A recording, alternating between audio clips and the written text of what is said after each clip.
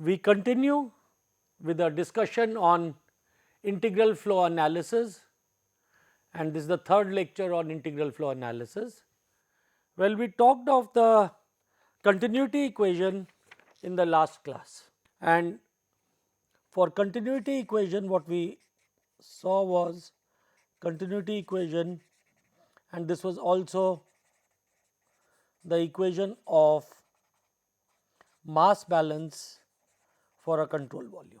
And we saw that continuity equation gave us d by dt of volume integral of rho dV plus integral rho v dot n dA is equal to 0. Now, we can also think of a special case of continuity equation, and for this if we put beta is equal to 1 over rho, which is the specific volume, then B is equal to integral of beta rho dV, and this is equal to volume integral of 1 over rho times rho dV, and this is nothing but the total volume. So, it seems like we are doing an exercise without too much of meaning to it, but let us do this. So, now if I apply Reynolds transport theorem,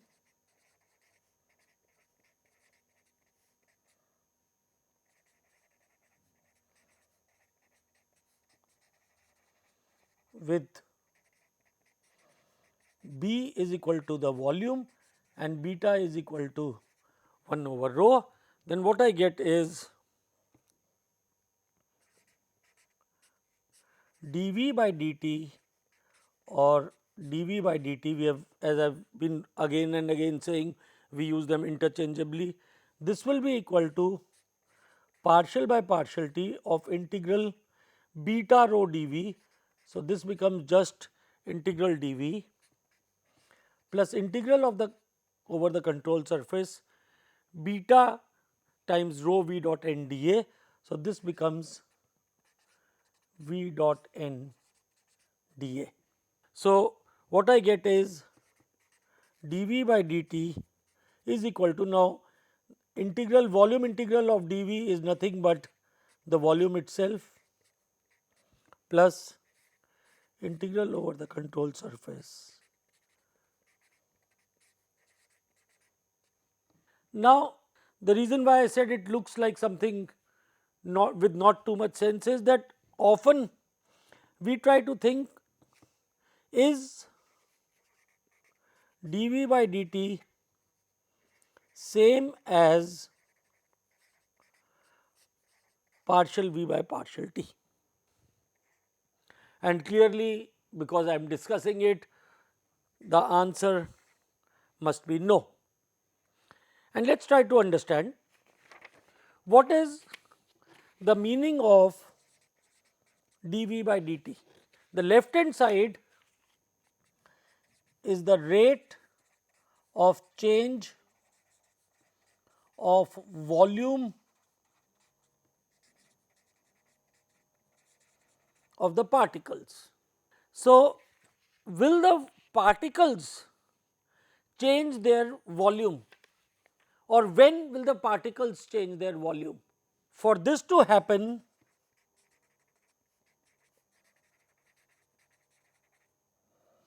density of the particles must change. Only then the particles will change their volume. Let us think of an example. Suppose if I have a piston, there is air and this is a piston. If so in this, mass of air is fixed. If the piston is pushed up, then what will happen? Then air gets compressed and then dV by dt of these particles is not equal to 0, because as for the same mass as you push, the same mass of air is occupying a lower and lower volume. So, the density of the particles or the density of these system is changing, and then the dV by dt is not the same, is changing, it is not 0. Whereas, if I look at partial V by partial t, this is the rate of change of control volume. So, if in any problem I have a control volume, if the control volume is fixed, then partial V by partial t is equal to 0. If the control volume is changing, then it is not equal to 0. So, now I will just take a simple example where we use this the equation for volume continuity, you can call it. So, this equation can also be called as the volume continuity equation. The other one we called as the mass continuity equation, mass balance. This is the volume continuity equation. And let us look at an example. In fact, if we let us see. So, suppose we have, this is what happens in a speed governor, that, let me draw the picture here.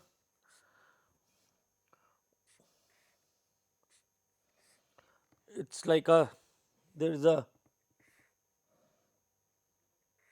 piston. So, these I am showing this, and this piston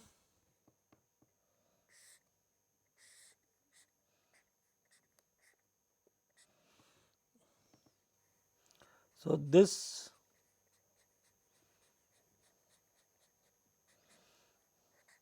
is a piston which is being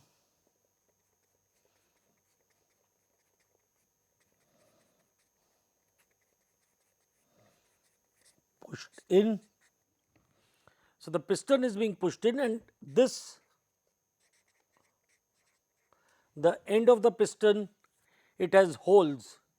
So, what happens is, as piston is pushed in, from the holes the fluid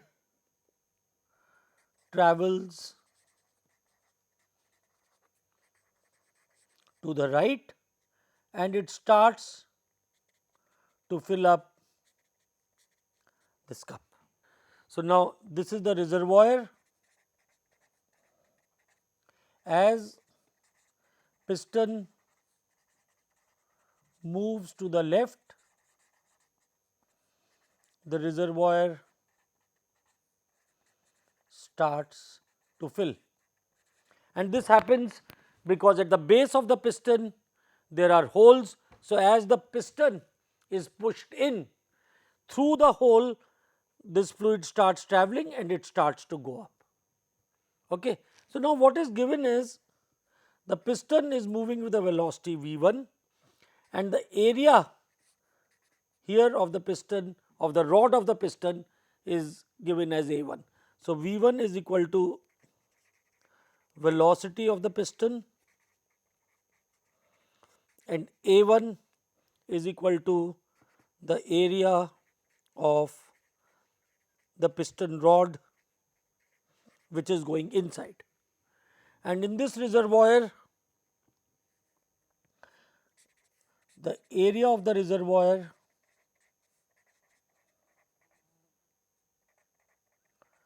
this is equal to a2, and we are asked to find the velocity of the fluid in the reservoir, or the rate at which the height of the reservoir, the fluid increases. So, we have to find this velocity of the fluid V2 here. So, we have to find the rate at which reservoir is increasing. So, what we do is, so we have this, we choose, so I will just notionally draw the whole thing again and choose the control volumes, etc. So, this is the problem, this is the piston which comes in, fluid comes in, this is the reservoir. So, what I do is I choose a control volume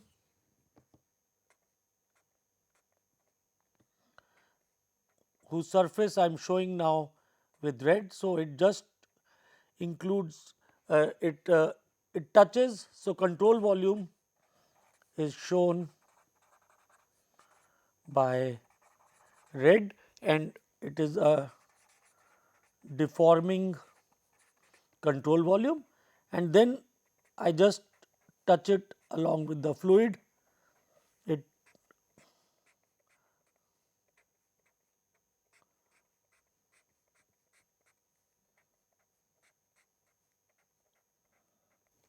so, this represents the control surface. The dotted line represents the control surface. So, my control volume moves up with the fluid and it cuts here, it comes in, it is adjacent to the piston wall, it includes the piston and the fluid, and it cuts on the right side the place where the piston is coming in. So, now on this control volume, when I write this, so now let us see if I use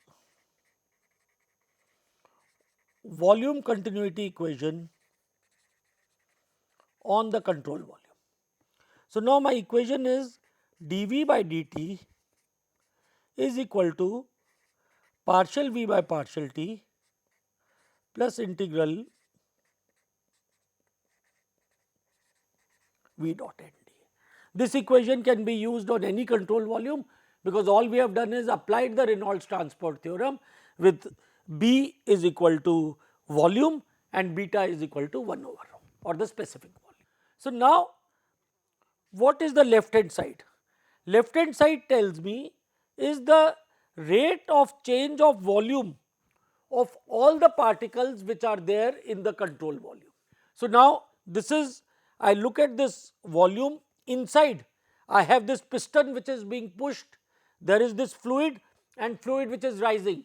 Is the material particles, is their volume constant or is it changing? If we look at all the material particles, the piston, its density is not changing, the fluid, its density is not changing, it is rising. So, therefore, you will appreciate that dV by dt for this control volume is 0, because material particles inside the control volume, their density is constant. Now, what is partial V by partial t?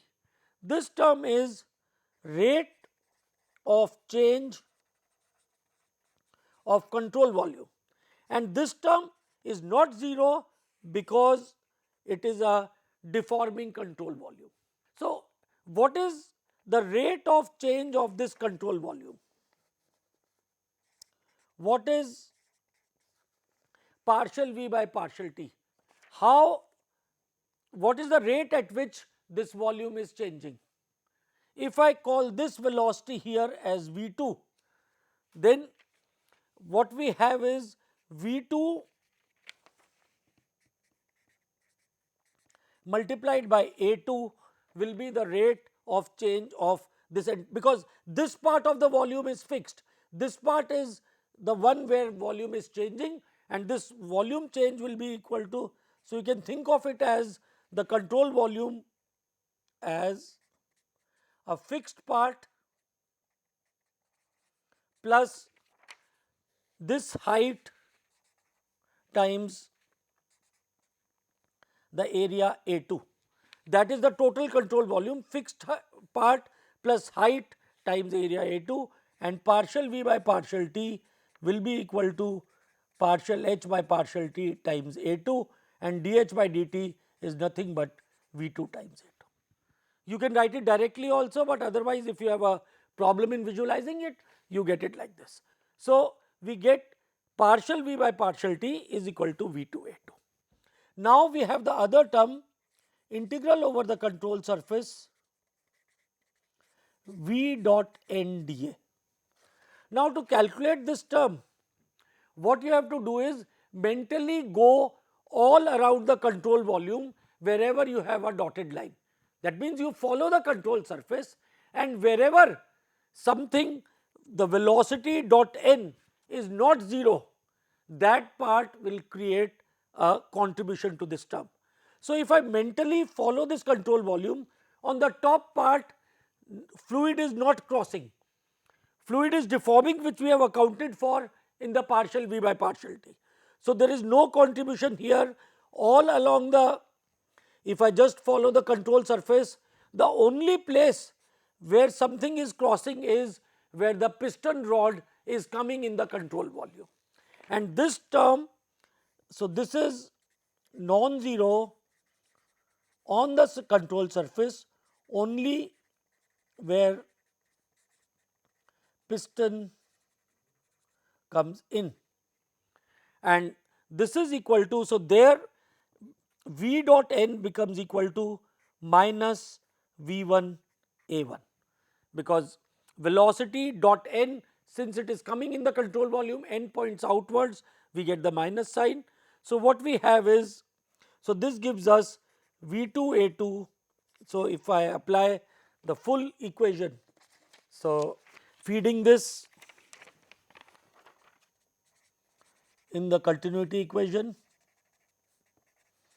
what we get is 0 is equal to plus V2 A2 minus V1 A1, and from here we get V2 is equal to V1 A1 upon A2.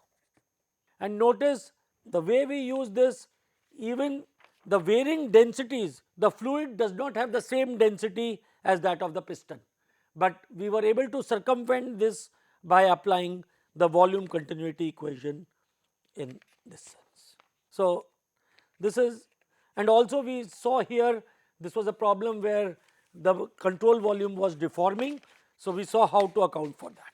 Now, let us also pose some more question on the Reynolds transport theorem before I go to the momentum equation. Now, I asked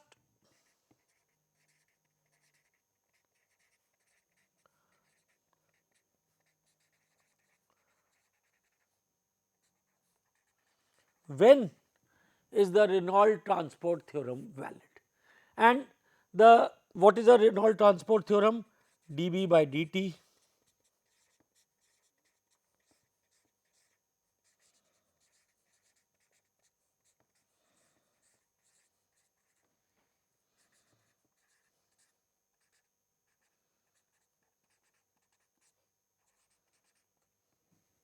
this is the Reynolds transport theorem, and what we realize is this is valid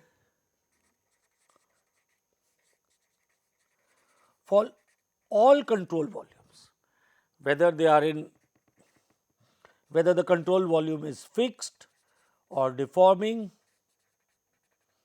whether it is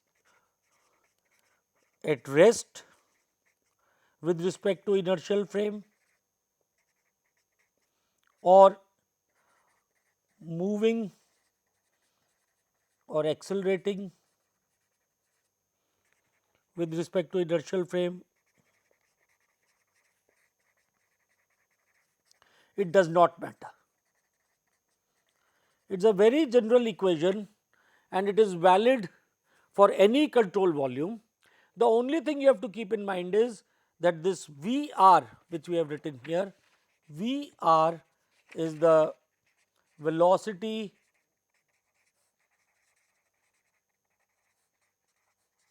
relative to the control surface. As long as we keep that in mind, this is a very general equation valid for all control volumes, whether they are fixed, whether they are deforming, whether it is moving, whether it is accelerating, Reynolds transport theorem is valid. But what happens is, dB by dt, the left hand side has this term dB by dt, and this we relate to physical laws, and those physical laws may have constraints, and we saw that yesterday. For example, if B is equal to linear momentum of the system of particles, then we know we will replace dB by dt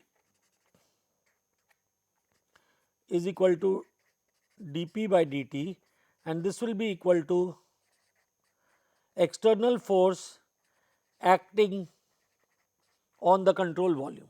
But now Newton's law tells me that rate of change of momentum is equal to the external force only if acceleration is measured with respect to an, or actually momentum is measured with respect to an inertial frame. So, only if we measure momentum and hence acceleration with respect to inertial frame of reference, then dP by dt is equal to F is valid. But the Reynolds transport theorem, which says dB by dt is equal to partial by partial t of integral beta rho dV plus integral Cs beta rho Vr dot nda, is valid as a very general case. So, this we have to keep in mind. If we use a physical law, then its usage will bring us the restrictions. And given this, let us now move to the momentum equation. So, seen two cases of mass balance and volume balance, and now we apply, we choose beta is equal to V. So, B will become equal to integral beta rho dV. So, this is equal to volume integral of velocity times rho dV. So, this becomes equal to velocity times dm, and so this becomes equal to the linear momentum P of the system.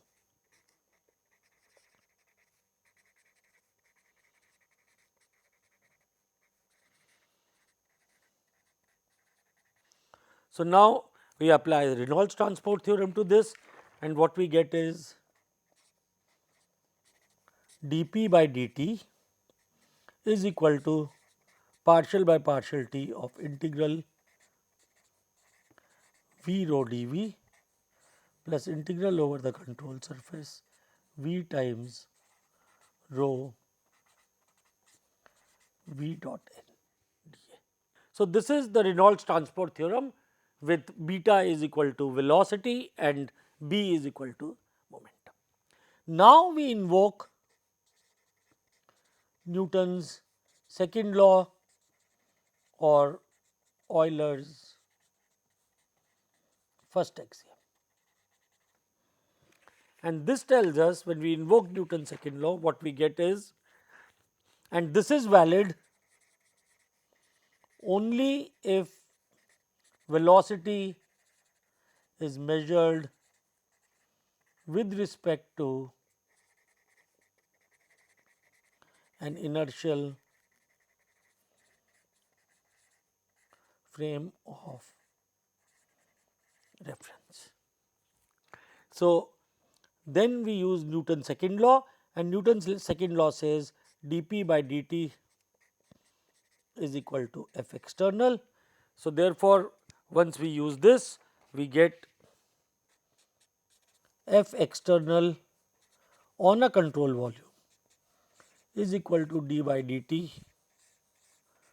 of V rho dV plus integral over the control surface V times rho V dot n. So, this is the momentum equation. Now, Let us see momentum equation. Firstly, we see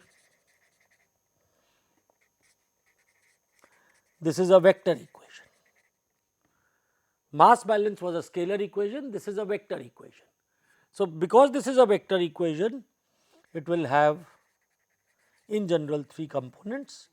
So, let us write velocity is equal to Vxi plus Vyj plus Vzk, or as I said, some books will use Ui plus Vj plus Wk, or sometimes we could even use V1i plus V2j plus V3k.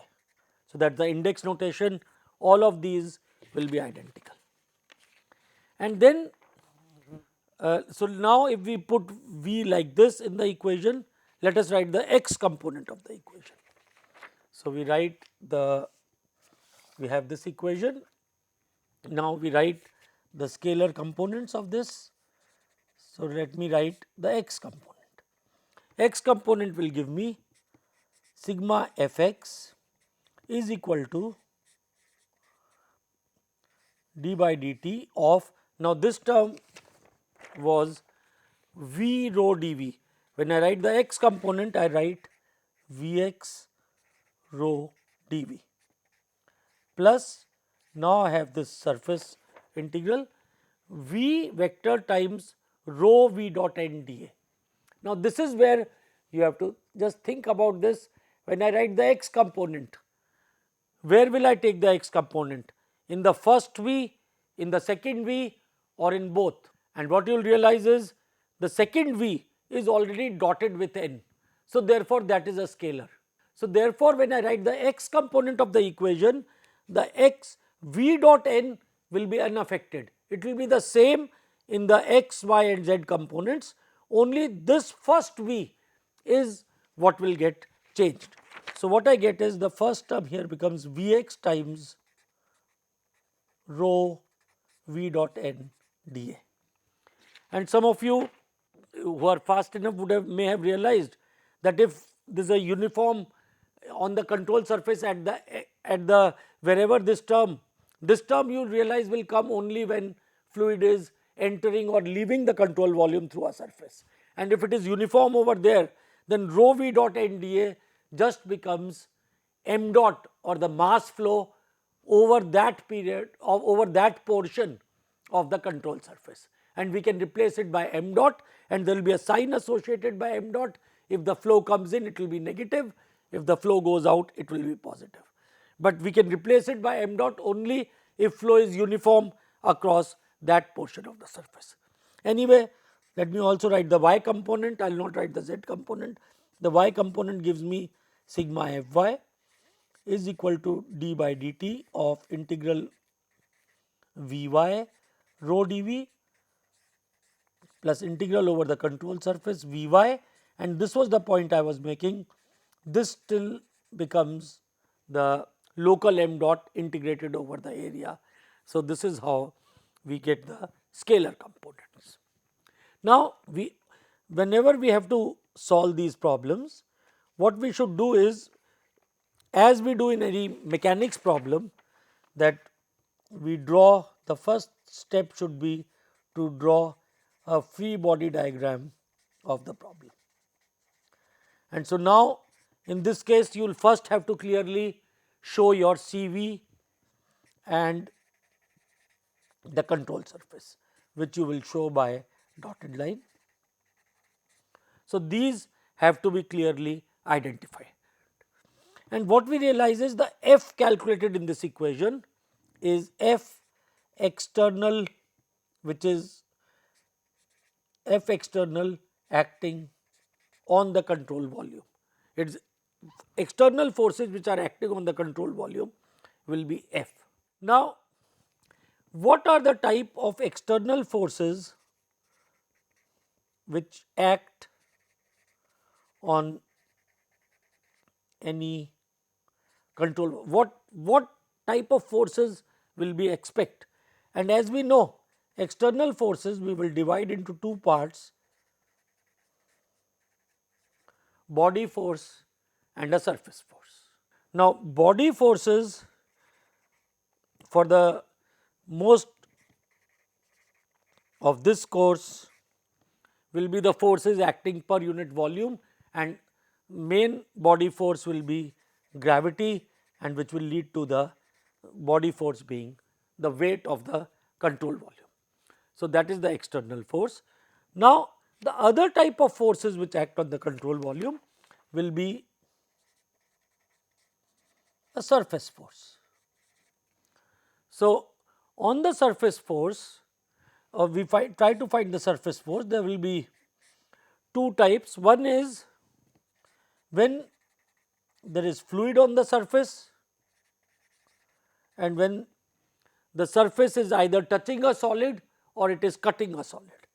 So, let us look at when there is fluid at the control surface, then again there could be a normal force or a shear force. The normal force typically we will express in terms of pressure, and the shear force is the one which will come, which is the tangential force on the control surface where fluid is touching the fluid. So, therefore, we are make a cut, the control surface is cutting through a fluid. So, on that portion there could be shear force. Now, if viscous forces or viscous effects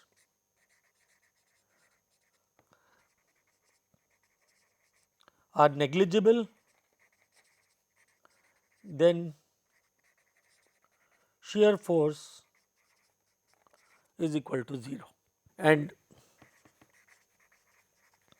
pressure is the only normal force which acts. Now, so this is what will happen, but there could be a case where the control volume touches a solid. So, let me show an example. Suppose if this is a pipe, fluid is flowing in and is exiting from here, and if I choose a control volume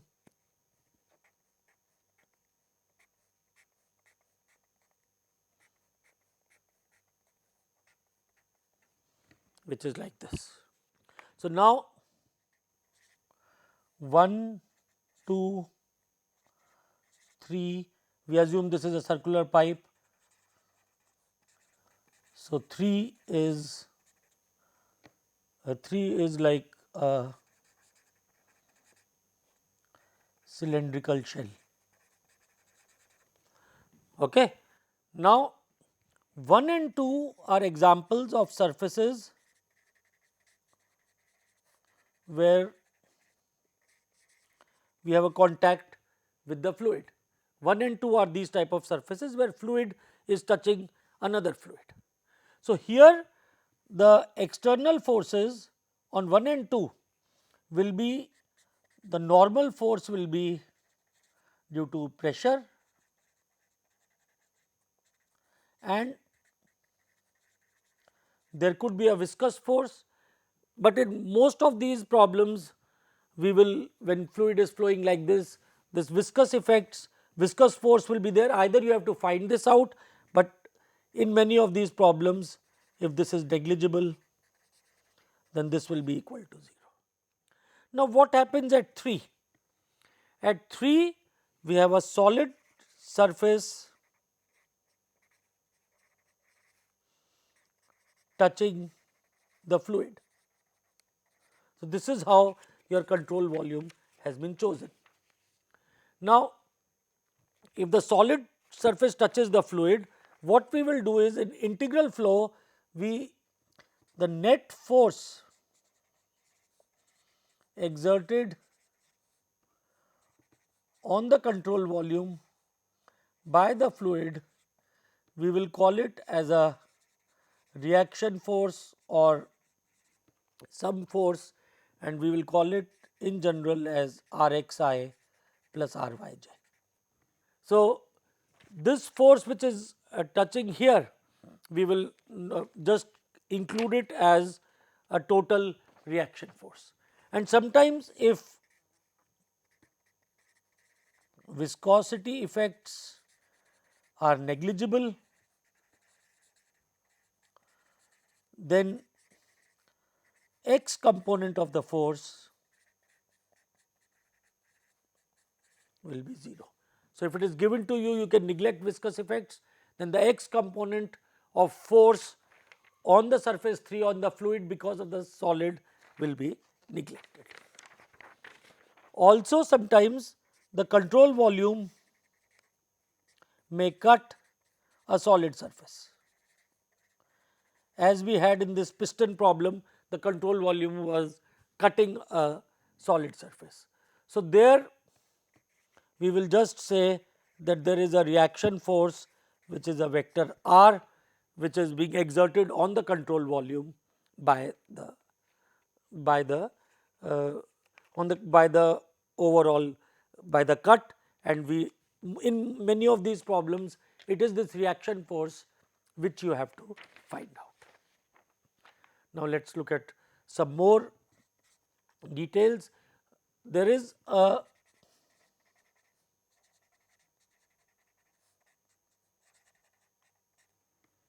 momentum flux term, that is integral over the control surface V times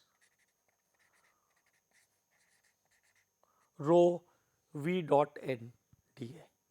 So, this term is what has to be evaluated only on the surface, and you look at those. So, this is non-zero on those parts of CS of the control surface where fluid is crossing the surface, and this could be in or out. Now, what we realize is there are two signs involved here.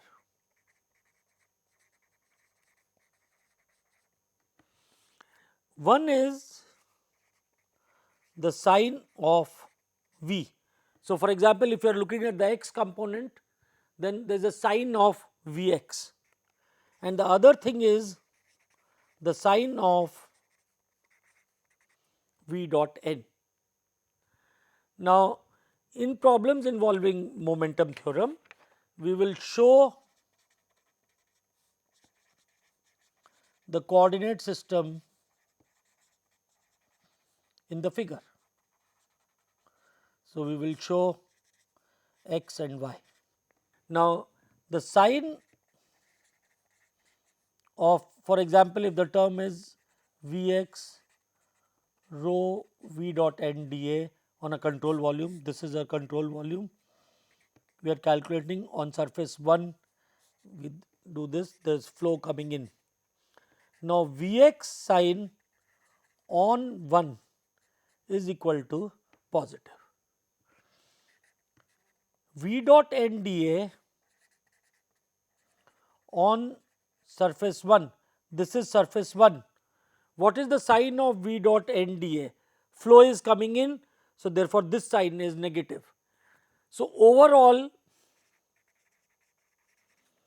on surface 1 integral Vx rho V dot n dA will be negative. So, this is how we have to take both these signs into question. Okay. Now, also simplification comes if flow one dimensional, that is does not change with area on the surface 1, then we have V times rho V dot n dA, let us say it is this term, this is surface 1, this is V1, this is A1, then this integral on surface 1 will become V1 minus rho V1 A1. So, that is what this becomes, and this rho V1 A1 we can write it as m dot 1 and the minus sign will come in. So, this total term, this will become equal to minus of V1 times m1 dot. So, this is how we can simplify this. Now, if our control volume has one inlet and one outlet and there is no accumulation. For example, let us say we have flow through a diverging section, this is V1 and this uniform flow with velocity V2, this is area A1, this is area A2. Then what we have is, if we also apply mass balance, what we will get is V1 A1 is equal to V2 A2 and this integral Vx rho V dot n dA on this will be equal to minus rho V1 A1 times V1. So, minus rho V1 square A2 and this term on the surface 2, this will become rho times V2 square A2. But as we said, we can also write this as M2 dot times V2 and this we can write it as M1 dot times V1 with a minus sign. That is what this term becomes here. And this equation tells us M1 dot is equal to M2 dot. So, therefore, when we add up the two, the total contribution will become M dot times V2 minus V1. That will, but this only when we have one inlet and one outlet can we replace M1 dot and M2 dot by a single M dot. Otherwise, we have to take M dot at each of these, but still you have to find the values of V1 and V2 separately, and the mass balance equation will be a critical equation for you to get this value. So, therefore, in this case integral Cs rho Vx rho V dot n dA for one inlet, one outlet, flow here is V1 A1, one outlet V2 A2 becomes equal to m dot times V2 minus V1. This is what this will become, where m dot is equal to rho V1 A1 or rho V2 A2. Okay. So, this is how you will calculate this term integral rho V dot n dA. But if, let us see, if velocity changes with the area, then integral V rho V dot n dA has to be found by integration. Another thing which I should have mentioned earlier, this I have written as Vx rho V dot n dA. Now, this in fact I can generalize, let me write here only, I can generalize this for a vector that integral over Cs V vector rho V dot n dA will become equal to m dot times V2 minus V1. And this we will see once we solve problems, because m dot will be the same whether it is the x component or y component or the z component, only the vector will come with the velocity sign v. Next, let us focus a bit on the unsteady term.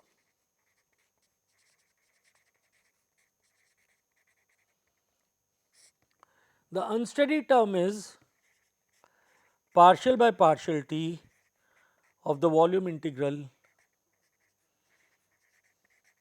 v rho dv. Now, this is the unsteady term. Let us write it again, d by dt of the volume integral of v rho. Now, if control volume fixed, let us look at the first case, then this becomes equal to volume integral of d by dt of rho v dv. And if we have steady flow in the control volume, that means the flow can change with space, but if we are at a particular location, flow does not change. Then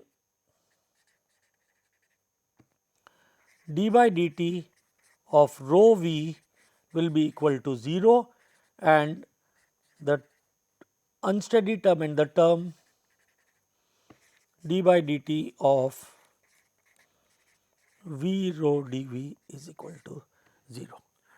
So, therefore, if we have a case of steady flow in a control volume and control volume is fixed, then this whole big looking term which looked quite complex will be 0.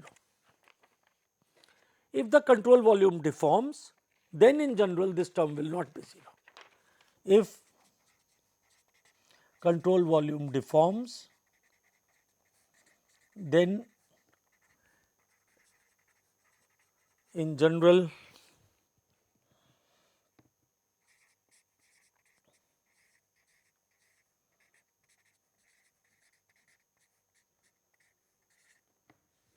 but let us say in general this term is not 0, but suppose we look at one component of V, say Vx, then in the x component equation this term will become partial by partial t of Vx rho dV. Now, how do you calculate this term? You look at Vx at each point in the volume, multiply it by rho and then add it up over all such volumes.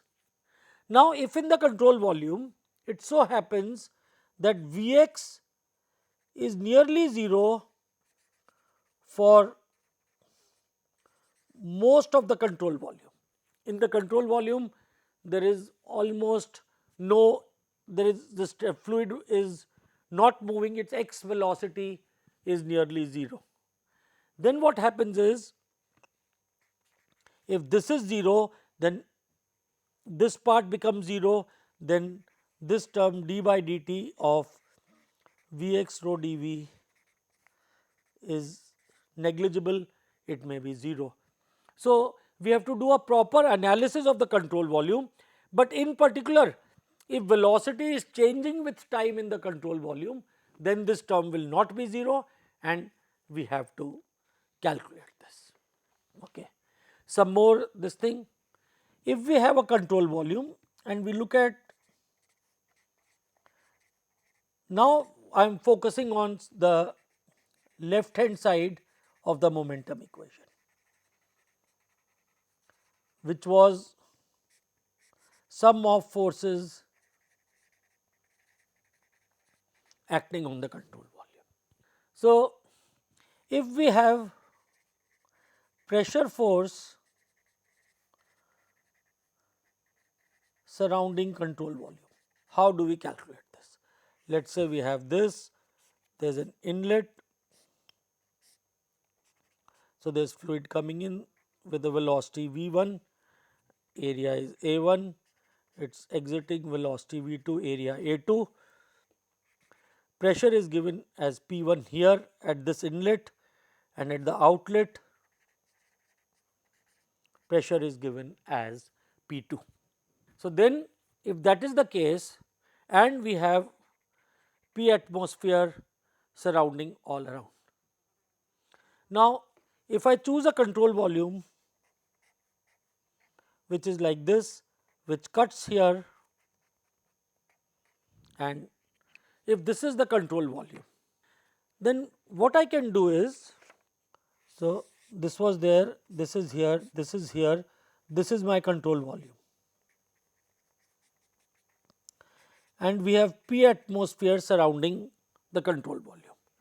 Then this P1 I can write it as P atmosphere plus P1 gauge, and the pressure P2 can be written as P atmosphere plus P2 gauge. So, these are the gauge pressures, which means pressure over and above. Now, why do I do this? What is the advantage of this? So, that means this total force, then I can write as this is the control volume.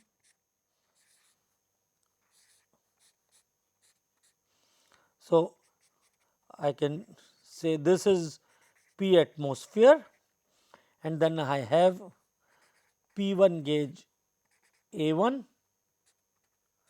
and P2 gauge A2.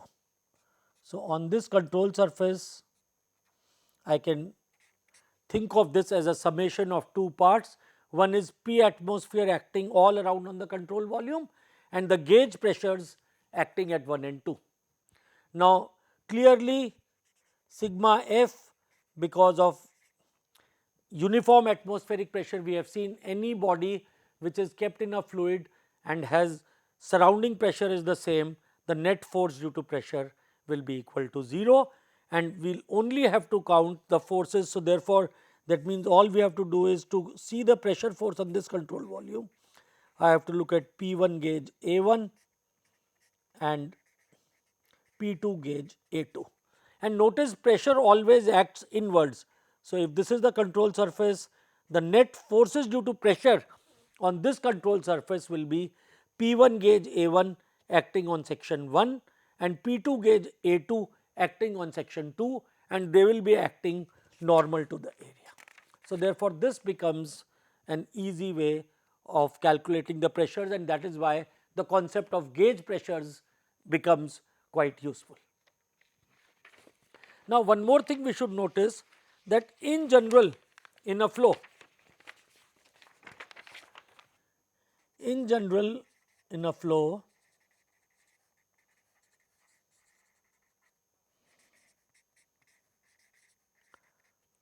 pressure is not equal to the atmospheric pressure, and also pressure distribution in a general case will not follow hydrostatic pressure distribution. That means, pressure is equal to rho g times the depth, that is the hydrostatic distribution. These, when the fluid is flowing, will not be valid, but there are two situations when we have simplifications. Generally, we have to talk of that as just as a pressure, but there are two situations where we have simplifications. And first case is a subsonic jet released in free atmosphere. So, for example, we have flow in a pipe, and this we see every day, and it is being released to free atmosphere. This is what we call as a jet flow. Suddenly, from confined solid surface, the flow is just released into the atmosphere. And here what we have used the term subsonic means that the velocity is less than the speed of sound. In this case, what happens is, if I look at the cross section of the jet,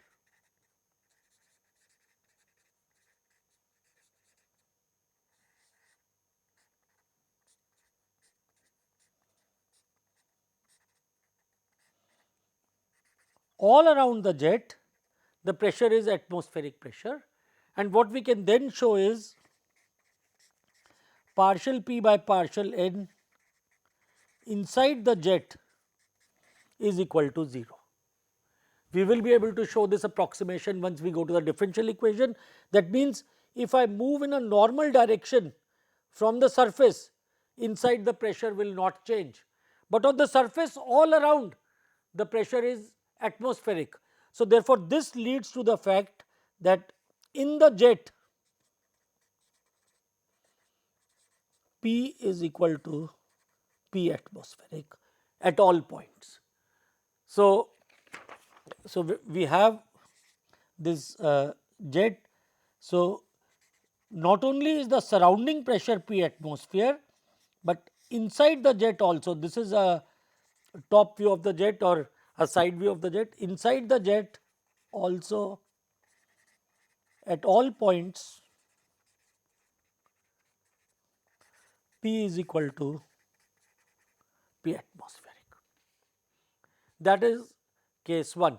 So, whenever you have a free jet, you can assume inside the jet at all points pressure is equal to P atmospheric. So, another view of this, if this is the jet coming out, so at all these points P is equal to P atmospheric, it is not higher or lower. The second is the case of 1D flow with free surface. For example, on a surface we have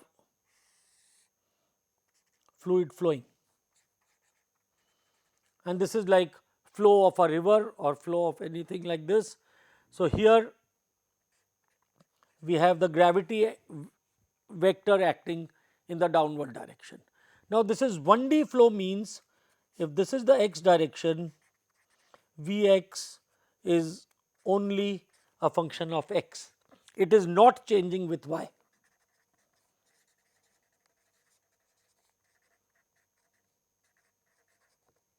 And here what we can show is, if I look at any section 1 the pressure distribution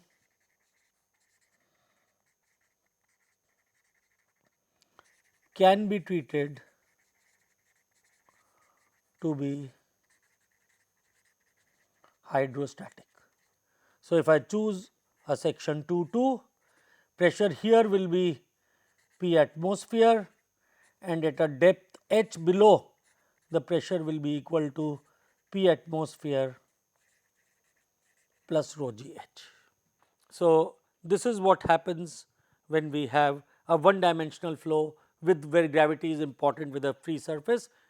The pressure, even though fluid is flowing, but pressure distribution can be treated to be hydrostatic pressure distribution. So, this is all what we have seen about the momentum equation, and in the next class we will look at some examples where we will use the momentum equation. But there is something which I would like to stress upon, that what we will see is, while the momentum equation is important, but we also have to ensure. So, while momentum equation is important, in problems we also have to ensure that mass balance is satisfied. So, mass balance will be the first thing which you have to apply, and then you apply the momentum equation. The other thing is, we will be deriving Bernoulli's equation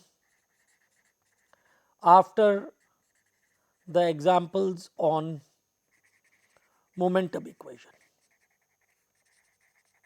And when I told you that pressure is not the same, it is not hydrostatic, then pressure in a flow is often found from Bernoulli's equation. Well, Bernoulli's equation we have to be very careful, but as you know, if you are having a flow from point 1 to point 2, then Bernoulli's equation, I will just write this P1 by rho plus V1 square by 2 plus G times Z1 .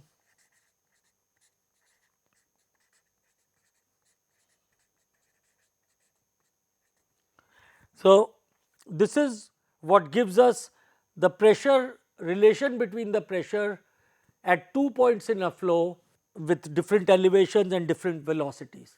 But there is a lot of catches, it is not as straightforward. There are many assumptions which have to be satisfied if Bernoulli's equation is to be valid, but broadly if pressures have to be found, then Bernoulli's equation is used, but it is a very restrictive equation, therefore often it is violated, because it will require the flow to be inviscid, the flow to be steady and flow to be incompressible. All these conditions have to be used, only then Bernoulli's equation is valid. So, therefore, while in some of the problems Bernoulli's may be needed, but the rigorous derivation will follow the examples of momentum equation. Thank you.